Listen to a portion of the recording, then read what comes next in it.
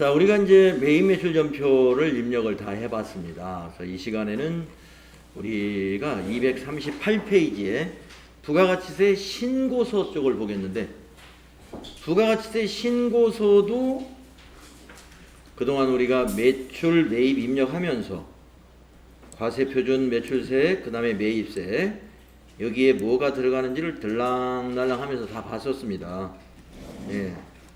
그래서 사실은 뭐 그냥 넘어가도 되겠습니다만은 우리가 연습해보지 않은 게 여기 있어서 추가적으로 좀 설명을 더 드리고 넘어가겠습니다. 자, 여러분들 우리 FAT 1급 시험에는 이 과세표준 및 매출세액 이 부분에서 해당되는 것이 세금기단서 발급한 매출, 여기에 11번 과세매출, 이거 시험에 나왔죠? 그래서 여기에 우리 들어가는 걸 확인했고, 그 다음에 신용카드 판매하는 거 있었죠? 예, 그거 3번에 들어갔었죠. 그런데 우리 FAT 1급에서는 17번만 나오지만, 이제 시험에는 안 나오지만 22번 현금 과세매출도 여기 3번에 같이 들어가는 거예요. 현금 과세매출도. 그 다음에 여기 4번에 기타는 우리 FAT 1급 시험에는 안 나오죠? 예. 건별 매출이라는 게 여기 있어요. 건별 매출. 건별 매출. 여러분 책에 다 있습니다. 238페이지. 자, 이 건별 매출이 뭔지 좀 여러분에게 설명을 하고 있는데, 시험에는 안 나와요. 그런데 저기 높은 급수 TAT 2급, TAT 1급에는 나옵니다. 건별도. 자, 과세인데 세금 계산서도 아니고 신용카드도 아니고 현금 영수증도 아닌 과세 매출을 했다는 거예요. 그게 기타 건별이라는 겁니다. 뭐냐? 증빙 없이 팔았어요. 예. 자, 마우스를 판매하는 회사인데 마우스를 어떤 개인이 와서 오늘 하나 사갔습니다. 예, 2만원짜리. 그래서 현금 영수증 해드릴까요? 예, 아니 됐습니다 하고 그냥 가버렸어요. 그럼 발급 못했죠. 근데 우리는 마우스를 팔았습니다. 예, 그러니까 어떻게 해요? 마우스 판매한 걸로 부가가치세 신고해야 되잖아요. 그게 14번 건별입니다. 증빙이 없어요. 또 14번 건별이 뭐냐? 여러분 우리가 부가가치세 이론 배울 때 폐업시 잔존재화 이런 거 배웠죠. 특수한 공급에서. 폐업을 할 때 남아있는 재화는 우리 사업자가 소비한 걸로 보고 부가가치세 과세한다고 그랬잖아요. 그건 실제로 거래가 일어난 게 아니기 때문에 아무런 증빙이 없는 겁니다. 그냥 세금만 내야 돼요. 그러려면 부가가치세 신고서에 반영을 해야 되잖아요. 세금 내려면. 그게 또 14번 건별입니다. 그러니까 우리가 간주공급에서 뭐 자가공급, 개인적 공급, 사업상 증여, 폐업시 잔존재화, 우리 이론할 때 재화의 공급에서 간주 공급이 있었잖아요. 개인적 공급, 자가 공급, 사업상 증여, 폐업시 잔존재화. 그 중에서 제가 지금 폐업시 잔존재화를 아까 말씀드리고, 그런데 그것만이 아니라 개인적 공급이나 이런 것들 증빙 없지만 부가세를 내야 되는 거, 그게 다 14번이라고 보시면 돼요. 간주 임대료에 대한 세금도 14번이에요. 간주 임대료 한번 여러분에게 설명한 적 있죠? 전세 보증금이나 임대사업자가 전세 보증금이나 그 임차 보증금을 받았습니다. 그러면 우리 부가가치세 이론할 때 간주 임대료가 어디서 나와서 제가 여러분한테 설명한 걸로 알고 있는데, 그 보증금 받은 것을 이자를 계산해 가지고 그 과세기간에 해당되는 이자를 계산해서 그 이자의 10%를 세금으로 내야 된다고 그랬잖아요. 근데 그거 실제로 받은 건 아니잖아요. 예. 그러니까 그것도 증빙이 없어요. 그런데 세금은 내야 돼. 매입매출전표에 입력할 때 14번 건별로 입력하는 거예요. 네. 자, 그런데 지금 단계에서는 여러분 뭐 시험에 안 나오니까 14번 건별은 증빙 없이 파는 것들이다. 그냥 요 정도 알아두시면 되겠습니다. 그 다음에 영세도 FAT 1급에 안 나옵니다. 영세 뭐예요? 세금계산서 발급하는 영세는 구매 확인서나 내국 신용장에 의해서 수출 재화를 임가공하는 거래 이런 것은 세금계산서를 발급하잖아요. 그게 여기 12번 영세라는 유형이 있습니다. 그 다음에 6번에 있는 수출 이거는 외국 기업에 직접 수출하는 겁니다. 그래서 영세지만 기타인 것은 세금계산서가 없기 때문에 기타라는 것이죠. 세금계산서가 없기 때문에 그래서 영세의 기타 세금계산서 없는 건데 이게 바로 직접 수출이라는 거죠. 직접 수출 외국 회사에. 그래서 이게 다 뭐예요? 11, 17, 22, 14, 12, 16이 우리 매입 매출 전표 입력할 때 날짜 입력하고서 맨 먼저 입력하는 유형이란 말이죠. 그 유형. 유형 중에서 우리 시험에 나오는 것은 11번, 17번, 여기 13번이 없네. 13번은 과세 표준이 아니니까 여기 안 나타나죠. 13번은 뒷면에 나온다고 그랬죠? 과표. 자, 이제 매입을 보겠습니다. 자, 매입은 우리 세금계산서 수치본 매입이 전부 여기 10번에 집계가 돼요. 51번 과세. 또 54번 불공도 여기에 들어갑니다. 54번 불공도. 그러면 우리가 안 배운 게, 연습 안 해본 게 52번 영세 매입 안 배웠죠? 52번 영세 매입. 그 영세 매입이라는 게 뭐냐? 매입을 했는데 영세율이다. 그건가요? 52번 영세 매입은 저기에 세금계산서를 받았는데 영세율 세금계산서를 받은 거예요. 영세율 세금계산서. 그게 뭐가 있을까요?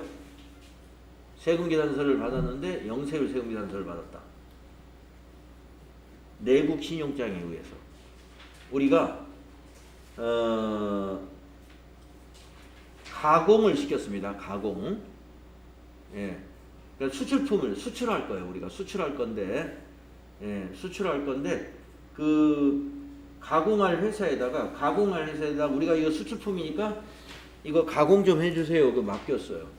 그래서 이제 가공비를 지급을 하죠. 그러면 거래처에서 세금계산서 해줄 거 아니에요? 그 수출품이니까 영세율 세금계산서 해주는 거예요. 그게 52번 영세. 자, 54번 불공은 알고 있는 거. 55번 수입. 55번 수입은 뭐냐? 우리가 수입을 하잖아요.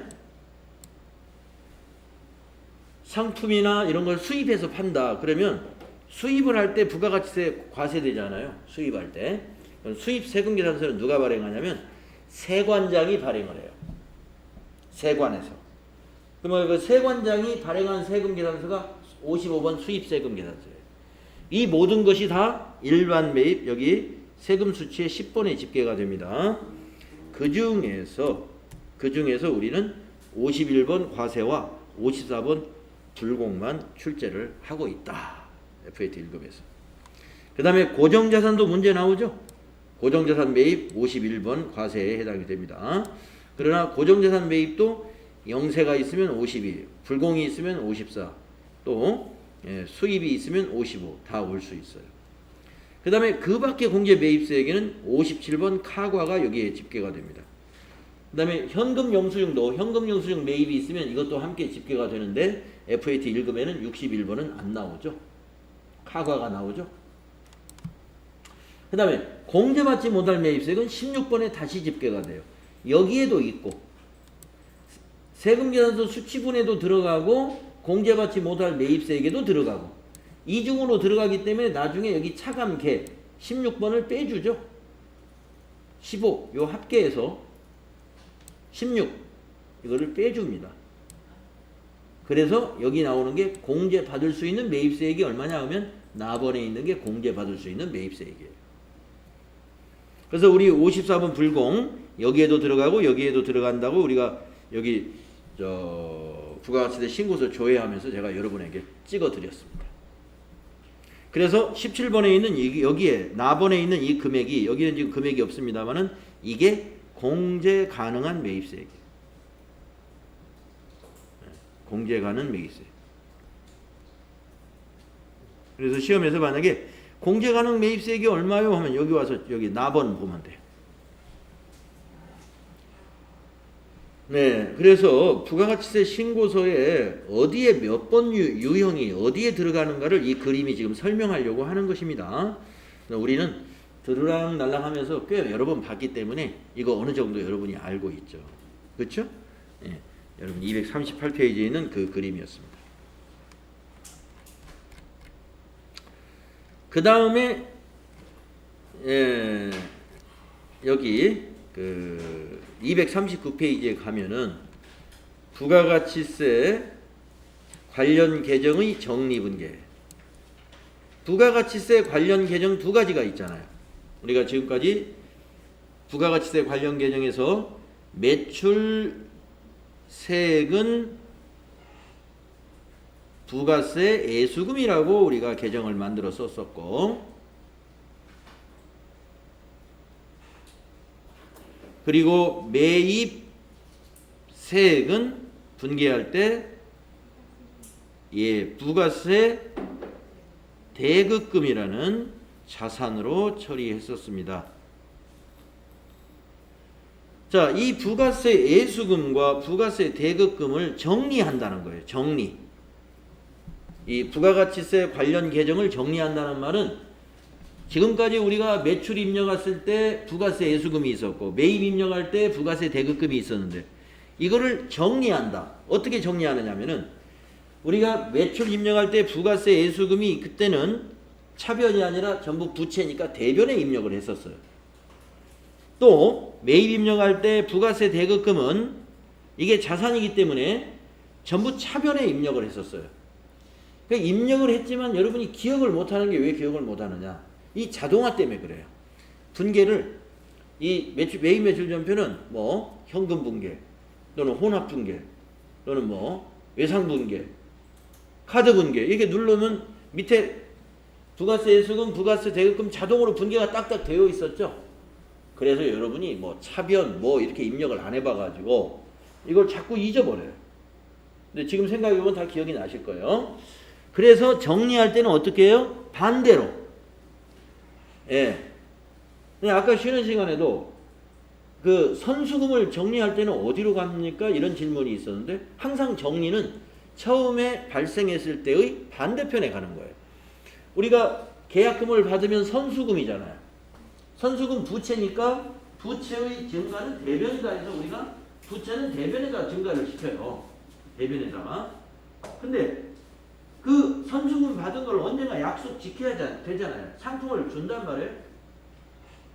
상품을 자 10만원 선수금 받았어요. 그럼 우리가 선수금 받을 때 대변에 선수금 10만원, 차변에 보통예금으로 받았으면 보통예금 10만원, 아니면 현금으로 받았으면 현금 10만원 이렇게 자산 증가시키죠. 그러다가 이제 약속을 이제 제품을 다 만들어 가지고 아니면 구입을 해서 거래처에다 발송을 시킵니다. 100만원어치 발송을 했다고 봐요. 100만원어치. 그럼 오늘 발송을 했으면 오늘 분계를 어떻게 하느냐? 그 전에 선수금 잡았던 것을 차변에 선수금 10만원 부채를 감소시켜야죠. 왜? 물건 보냈으니까. 근데 100만원어치를 보냈어요. 90만원 더 받아야 되죠. 근데 거래처에서 그건 외상을 하되 나머지는 남은 90만원은 외상으로 좀 사자. 그러면 차변에 하나가 더 와야죠. 외상 매출금 자산 증가. 그래서 부채인 선수금이 차변에 올 때는 부채 감소고 새로 발생한 외상 매출금은 자산이 증가하는 거예요. 그렇게 해서 선수금이 정리가 되는 거고, 그러면 물건 100만원 줬으니까 대변에는 뭐가 와야 돼요? 수익이 발생, 수익. 매출액이 와야 돼요. 매출. 그 매출이 상품 매출인 거죠. 수익. 우리가 상품을 거래처에 팔았다 하면은 대변의 수익인 겁니다. 상품 매출. 그게 이제 손익계산서의 매출액으로 가는 거예요. 수익이 발생하면서 선수금 받았던 부채는 차변에 와서 감소되고 또 더 받아야 되니까 90만원 더 받아야 되니까 외상 매출금이라는 자산이 또 증가하고 그렇게 해서 차변 100만원, 대변 100만원으로 딱 회계 처리가 되는 거예요. 마찬가지로 이것도 정리잖아요. 부가가치세를 정리한다.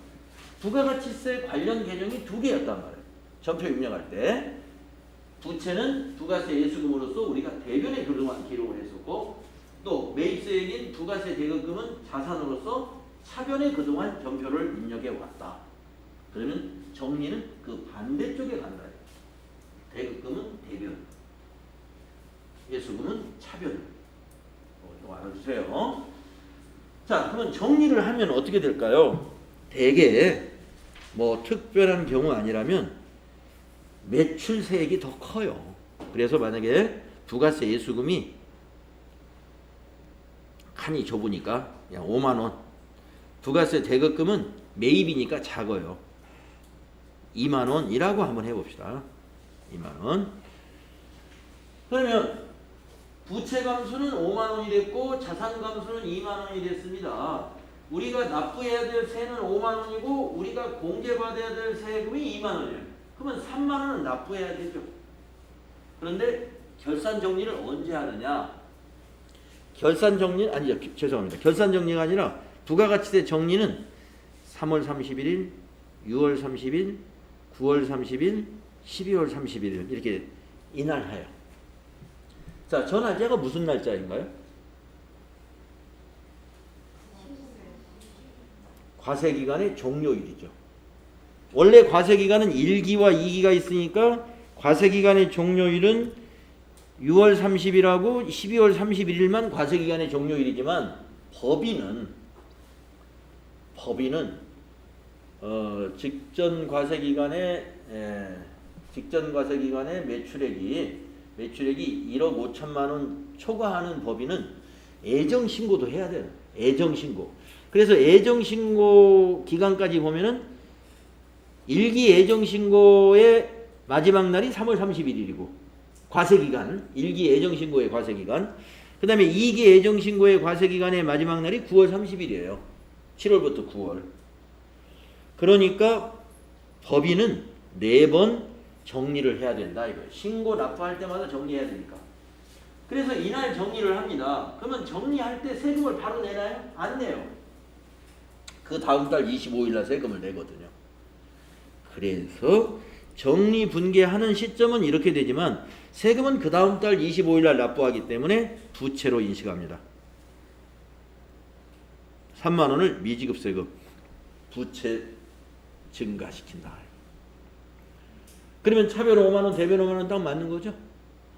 이게 정리분개예요. 어떤 경우? 납부할 세액이 있는 경우. 납부할 세액이 있는 경우입니다. 그러다가 이제 그 다음 달 25일 납부가 뭐예요? 그 다음 달 25일이에요. 그 다음 달 25일 날 미지급 세금 부채 감소 납부했으니까 3만 원.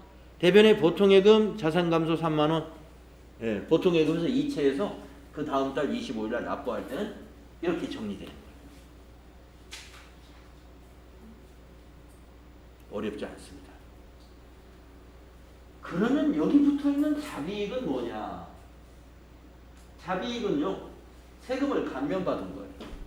원래 3만 원을 납부해야 되는데 무슨 제도를 이용해가지고 세금을 감면받은 거. 부가세 세금을 내야 될 세금에서 뭔가를 감면받은 거. 이런 것은 자비익이에요. 아시겠죠? 그래서 만약에 10,000원 감면받았다. 그러면 미지급 세금은 2만 원이 되고 자비익이 10,000원이 된다 이 말입니다. 네, 아시겠죠? 감면받았다 하면 그걸 자비익 처리하고. 자, 그러면 밑에 환급세액이 있는 경우. 환급이라는 것은 반대입니다. 반대. 뭐냐? 부가세 예수금이 5만 원인데 부가세 예수금이 5만 원, 납부해야 될 세금이 5만 원인데 부가세 대급금이 7만 원이래. 환급받을 게, 공제받을 게 더 많아. 매입세액이 더 많아요. 이럴 때도 있습니다. 기업이 신규 투자를 많이 한다든가 그 기간에 그럼 매입세액이 많이 증가하죠. 신규 투자하는. 그러면 우리 회사가 내야 될 예수금보다 우리가 공제받아야 될 돈이 더 많네? 그러면 미지급 세금이 발생하는 것이 아니라 그렇죠. 미수금이 발생해. 미수금은 자산이죠. 자산이 증가할 때는 차변에 쓴다. 미수금 2만 원 해서 차변 2만 원, 차변 7만 원, 대변 7만 원 딱 맞아요. 그럼 만약에 공제할 금액이 더 있다. 아니 감면받은 게 만약에 10,000원이 있다 그러면 미수금이 더 커지는 거예요. 감면받아야 되니까 돈을 공제를 더 받아야 돼. 환급을 더 받아야 돼. 그래서 만약에 자비익이 10,000원 있으면 여기 미수금은 30,000원이 돼가지고 대변에 80,000원, 차변에 80,000원이 되고 만약에 공제받는 거 없으면 자비익 없어지고 대변에 70,000원, 차변에 70,000원. 자, 환급세액이 있을 때는 차변에 미수금, 납부할 세액이 있을 때는 대변에 미지급 금이 아닙니다. 미지급 금. 시험 볼 때 자꾸 미지급 금으로 써. 미지급 세금. 미지급 금은 식당에서 외상하는 거, 비품 같은 걸 사고 소모품 같은 걸 사고 나중에 주기로 했다. 이런 게 미지급 금. 미지급 세금은 지금같이 부가가치세를 아직 납부하지 않은 거. 미지급 세금. 자, 정리분계에서 여기 부가가치세 문제 여러분 이제 8월 6일 5일 날 보잖아요. 부가가치세 시험. 이 문제 냈습니다. 납부세액이 있는 경우로 문제를 냈습니다. 근데 어떻게 이 금액을 어떻게 알려줍니까? 금액은 부가가치세 신고서를 딱 위에다 그려놔요. 부가가치세 신고서를. 여러분 부가가치세 신고서 지금 좀 이따 보면 될 텐데 부가가치세 신고서 그동안 많이 들락날락해서 봤죠? 거기에 보면 매출세액도 나와 있고 매입세액도 나와 있고 납부할 세액도 나와 있어요. 부가가치세 신고서에 보면 그게 어디에 있는지 딱 찾을 줄 알면 돼요. 그거 보고 여기에 맞춰서 정리분계하면 됩니다. FAT 자격시험에도 정리분계하는 것은 거의 매번 아니면 한 번 건너뛰어서 1년에 6번 시험이면 3번은 꼭 나온다고 보시면 돼요. 아주 출제 빈도가 높은 것입니다. 자, 그래서 여기 주위에 보니까 여기 세액공제 여기 설명을 해놨네요. 세액공제에 대해서 주로 시험이 이걸로 나온다는 겁니다. 전자신고 세액공제. 전자신고 세액공제는 뭐냐면 우리가 부가가치세 신고를 하는 방법이 찾아가서 서류를 내는 것과 도전으로 다 입력을 해가지고 전부 인쇄를 해요. 부가가치세 그 부속 서류하고 신고서를 전부 출력해가지고 들고 가서 신고하는 거.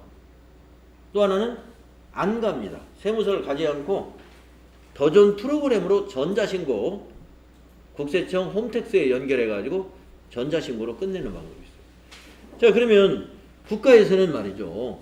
이 납세자들이 전부 세무서 찾아오는 것이 좋아요? 아니면 안 찾아오고 신고하는 게 좋아요?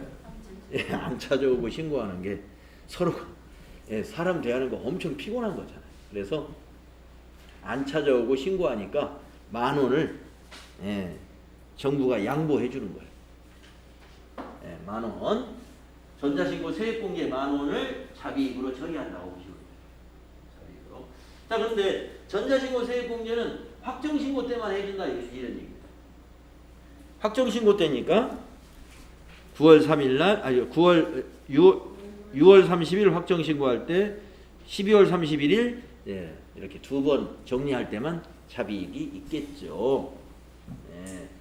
그러면 왜 그럴까 뭐 짐작을 해보면 확정신고는 개인사업자도 전부 해당이 돼요. 그리고 12월 31일에는 간이과세자까지 전부 해당이 돼요.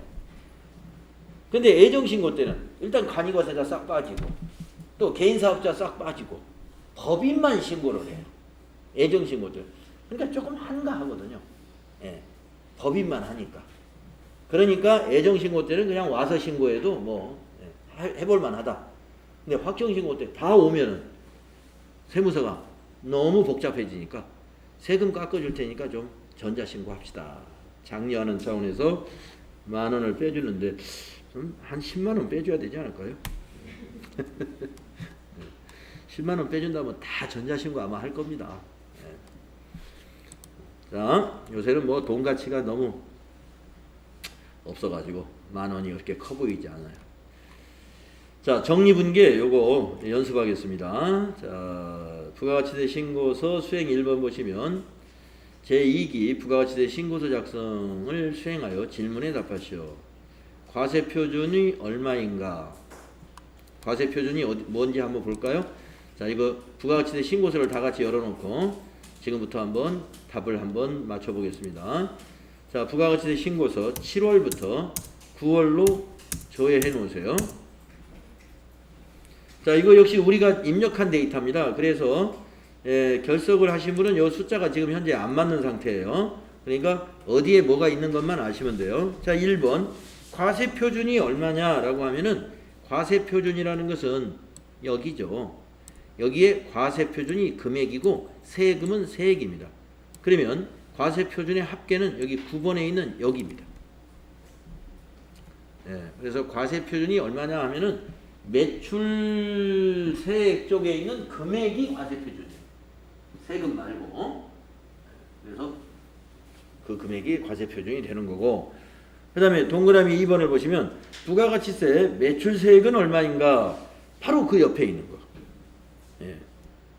그 옆에 있는 가. 이게 매출세액이에요. 이 매출세액은 위에도 있어요. 여기에도. 이것과 똑같죠? 네. 이 매출세액은 우리가 전표 입력할 때 어떤 계정 과목으로 사용되었을까요?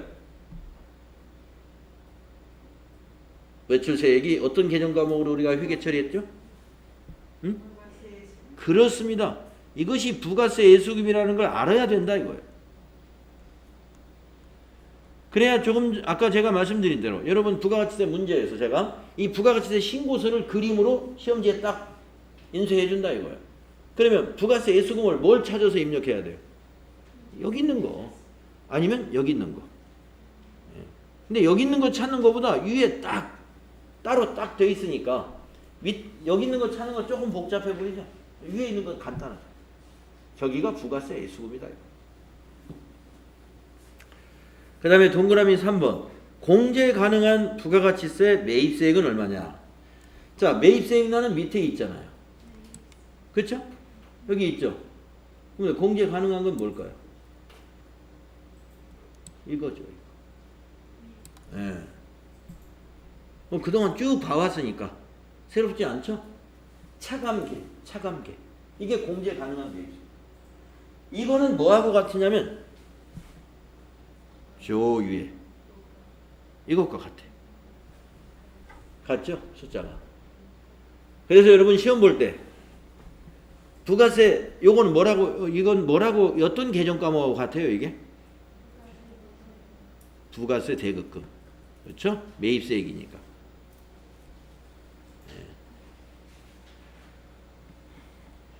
꼭 알아야 됩니다. 이걸 모르고 이해를 못하면은요, 이 부가가치세 문제는 다 망치게 돼요. 자, 우리가 그동안 전표 입력을 몇 번 해봤기 때문에 다 안단 말이에요. 매입세는 부가세 대급금, 매출세액은 부가세 예수금. 지금 여러 번 얘기하고 있습니다. 자, 그 다음에 이제 문제가 4번에 보면 부가가치세 차가감 납부세액은 얼마냐? 납부세액을 보는 방법은 그 밑에 납원을 이걸 보면 이게 납부세액입니다. 이게. 그런데 이것과 뭐가 같으냐? 저 위에 이것과 같아요. 가감세라고 나온 거. 그러니까 여기서 복잡하게 보시려고 하지 말고 납부세액은 저 위에서 그냥 보셔라 이거. 가감세 항상 같습니다.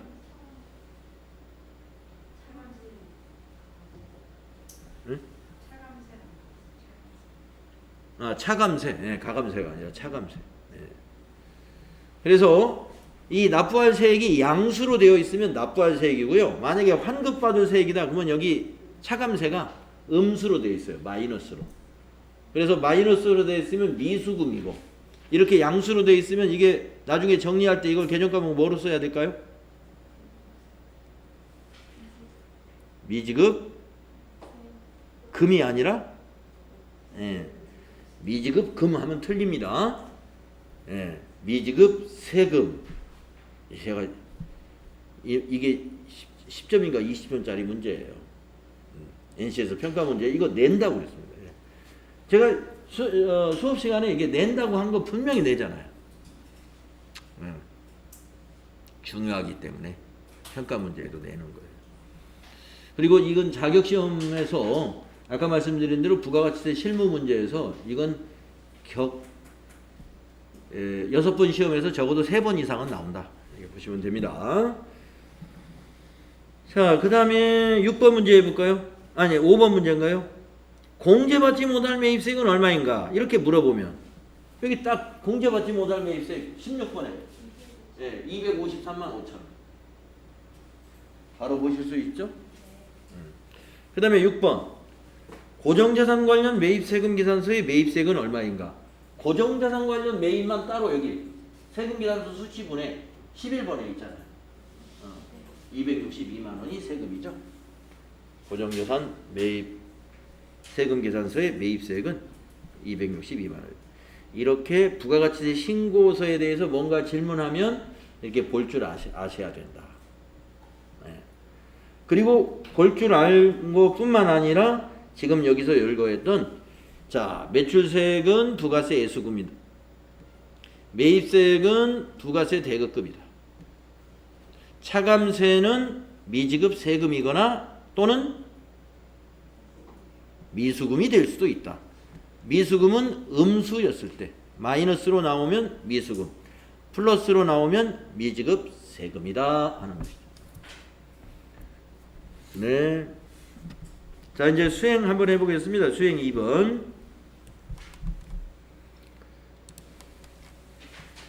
(9월 30일) 제2기 예정 부가가치세 개정에 대한 정리분계를 수행하시오. 단 거래처 코드 4002번 용산세무서를 등록한 후 거래처 코드를 설정하시오 이랬습니다. 자, 용산세무서 거래처 코드를 먼저 등록을 할 거고요. 그 다음에 정리분계를 해보겠습니다. 자, 이제 우선 9월 30일 거부터 자, 먼저 거래처 등록을 하고 정리분계 하겠습니다. 자, 거래처 등록은 전체 메뉴에 가셔서 여기 있습니다. 세 번째 거래처 등록 하셔가지고 코드를 몇 번으로 하라고 그랬냐면 4002번입니다. 4002 그냥 일반 거래처에 등록하세요. 세무서도. 그래서 용산세무서 엔터 치세요. 자, 사업자 등록번호나 이거 대표자 이런 거 없으니까 이거 다 그냥 비워두면 돼요. 네. 그냥 용산세무서 거래처 이름만 넣어도 됩니다. 코드하고 이름만 넣어도 등록이 돼요. 엔터로 끝까지 가시면 등록이 완료됩니다. 자, 그러시고 나서 이제 부가가치세 신고서를 보고 우리가 지금 7월부터 9월 거를 조회해 놨으니까 이거를 부가세 예수금, 여기를 부가세 대급금, 여기는 미지급 세금이라는 것을 알고서 정리분계는 일반 전표에 해야 되는 거예요. 그래서 이 부가가치세 신고서 닫지 말고 이대로 열어놓고 전체 메뉴에 가서 일반 전표를 열어요. 그래서 며칠 날짜로 정리한다고 그랬죠? 네, 9월 30일자로 정리를 해야 됩니다. 7월부터 9월 기간 거는 마지막 날짜인 9월 30일자. 자, 입력을 하겠습니다. 자, 날짜는 9월 30일 이렇게 입력하시고 부가세 정리분계는 일반 전표에 하는 겁니다. 매입 매출 전표가 아니에요. 네.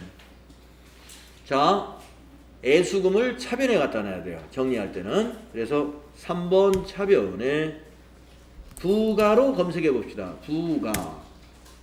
네, 가니까 255번 부가세 애수금 두 번째 있습니다. 자, 밑으로 내려가서 엔터. 네, 밑으로 내려가서 엔터. 자, 거래처나 적요는 적요만 한번 넣어볼까요? 이 시험 볼 때는 이거 넣지 않습니다만은 우리가 지금 연습이니까 1번 적요 쓰면 돼요. 부가세 대급금과 상계.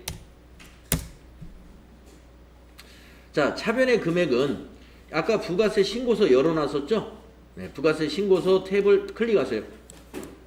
클릭하고 애수금이 이거였죠? 네, 매출세를 클릭하세요. 그러면 파랗게 선택되죠? 그때 컨트롤 C. 네. 컨트롤 C. 예. 컨트롤 C는 뭐 3살만 먹어도 아신다면서요. 예. 자, 컨트롤 C 한 다음에 일반 전표 창을 또 눌러요. 일반 전표에 가서 컨트롤 V 이게 붙여넣기 하는 거죠. 예. 시험지에다 메모했다가 옮겨 적어도 상관이 없습니다. 그런데 잘못하면 메모를 틀리게 할 수도 있죠. 또 옮겨 입력하면서 틀릴 수도 있죠. 그러니까 제일 안전한 것이 복사입니다. 자, 엔터 치시고 엔터. 또 이제 대변. 4번 대변. 구분해서 대변하시고 이번에는 부가세 대급금 불러내야 되죠. 부가 엔터. 135번 엔터. 거래처 그냥 지나가시고 코드에서도 보면은 7번 적혀 있죠. 부가세 애수금과 상계. 애수금과 상계 처리한다 이 말이에요. 자, 대변 금액은 다시 부가세 신고서 탭을 클릭하시고 매입세 클릭하세요. 매입세. 매입세 클릭한 다음에 컨트롤 C. 그리고 일반 전표 탭을 클릭하고 컨트롤 V. 그러면 548만 원. 뭐 숫자가 틀린 건 여러분 걸로 그냥 하시면 돼요. 여러분 숫자로. 예. 자, 엔터 치고 이제 대변에 자, 납부해야 될 세금이 대변입니다. 미지급 세금이라고 그랬죠. 예. 미지 엔터. 미지급 세금. 거래처 아까 넣으라고 그랬죠. 문제에서. 예, 용산. 미지급 세금은 부채이기 때문에 거래처를 넣어야 됩니다. 그래서 용산세무서 아까 거래처 등록했던 거 이용하시면 돼요. 자, 적용은 뭐 8번이네요. 부가세 미지급 계상. 예, 8번. 그리고 복사를 안 해오더라도 이거는 이제 당연히 이게 납부해야 될 세액이에요. 밑에 빨간 것이 차액이. 예, 그래도 한번 보려면은 5535가 맞는지 부가가치세 신고세가 5535 맞죠? 온 김에 복사. 컨트롤 C. 일반 전표에 가서 컨트롤 V. 그래서 복사 안 해오더라도 마지막 그 미지급 세금은 밑에 있는 차액을 입력하면 맞게 되어 있습니다. 지금 자비익이 없기 때문에 안 넣는데 자비익이 왜 없느냐?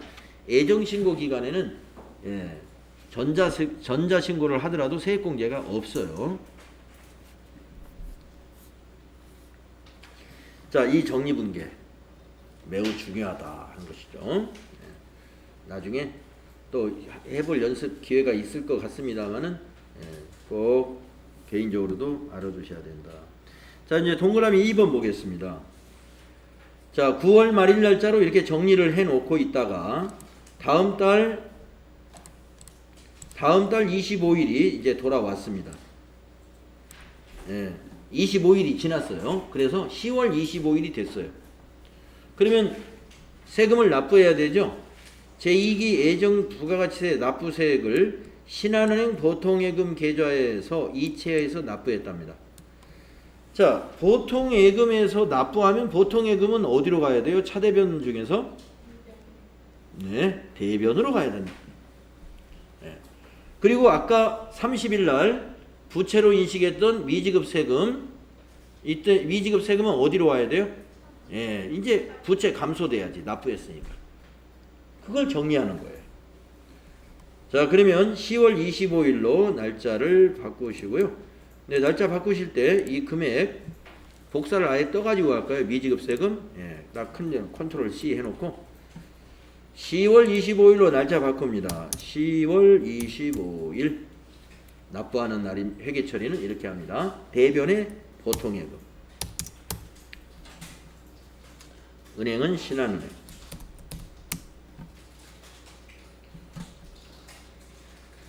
적용은 부가가치세 납부. 없으니까 이거 타자 합시다. 부가가치세 납부. 금액은 아까 복사 떠왔으면 컨트롤 V. 아니면 그거 화면 보시고 그대로 입력하셔도 되고요. 엔터 치시고 차변에 부채 감소 차변 미지 검색하시면 미지급 세금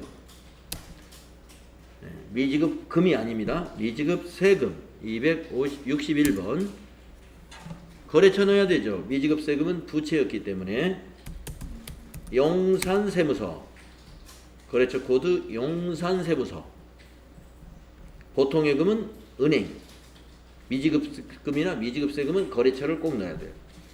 자, 적용은 그냥 위에 거 엔터로 복사하고 지나갑니다. 부가가치세 납부. 그렇죠? 그리고 금액은 똑같으니까 컨트롤 V.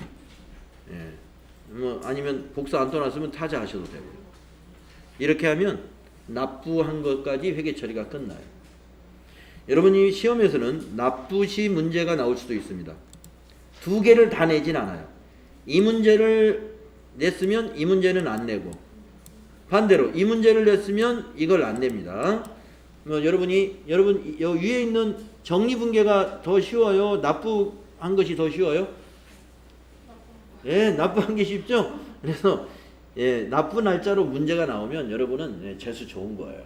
예. 뭐 별로 신경 쓸 거 없이 그냥 쉽게 할 수 있는 거예요. 이거는. 근데 정리분계가 나오면 예, 좀 어떻게 해요? 정신을 좀 가다듬어서 부가가치세 신고서를 딱 조회해 놓고 아까 말씀드린 요거를 무슨 계적 과목으로 처리할지 정리가 돼야 그래야 정리분계를 할 수 있습니다. 근데 납부하는 것은 그 문제 안에 다 답이 나와 있어. 예, 납부했으면 보통예금 거래 내역에 금액 찍혀 있을 것이고 거기에 무슨 세무서 찍혀 있고 날짜 보통예금 통장에 날짜 나와 있고 되게 쉬워요. 납부하는 거. 네. 그래서 수행 결과가 그 다음 페이지에 쭉 나와 있습니다. 네. 우리가 쭉 했던 거하고 아마 똑같겠죠. 네. 9월 30일자로 우리가 이렇게 입력했었죠. 차별의 부가세 예수금 해가지고 대별의 부가세 대급금 이렇게 해가지고 이렇게 그 다음에 대별의 미지급세금 용산세무서 해가지고 이렇게 그리고 분계가 이렇게 된다. 분계는 이렇게 차변의 부가세 예수금. 저는 여러분 그 정리분계를 문제를 어떻게 냈을까요? 이걸 입력하라고 내는 게 아니라 이걸 쓰라고 문제를 내는 거예요. 이걸 쓰라. 이걸 써라. 문제를 제가 NCS 평가 문제에서는 그 아까 그 부가가치세 신고서를 그림으로 보여주고 이렇게 이 그림은 뭐예요? 전표에 입력하는 그림이죠. 분계를 이렇게 쓰라고 이렇게 칸을 이렇게 쳐놓을 거예요. 그러면 여러분이 차변에 부가세 수금 얼마, 대변에 부가세 대급금 얼마, 대변에 미지급세금 얼마 이렇게 쓰면 맞는 거예요. 제가 정말 답까지 다 알려드립니다. 이렇게. 보고. 근데 뭐 여러분이 나는 도저히 이렇게 못 쓰겠는데 근데 전표 입력은 할 것 같아? 그러면 이렇게 전표 입력하세요. 시간이 그만큼 많이 걸리겠죠. 바로 쓸 수 있는 사람은 뭐 프로그램에 입력 안 해도 바로 쓸 수가 있는데 나는 전표 입력을 해야만 쓰겠다 그러면 전표 입력하면 밑에 분계 보이잖아. 그거 보고 쓰면 되죠. 대개 전표 입력하면 하는 사람은 할 줄 알면 분계는 자연히 아는 거죠.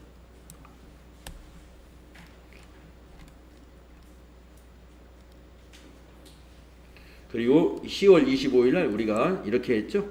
차변의 미지급세금, 부채감소, 대변의 보통예금, 자산감소. 여기 미지급세금에서 원래는 가로 열고 뭐 써야 되죠? 예, 여기 용산세무서 여기다 써줘야 되는 거죠.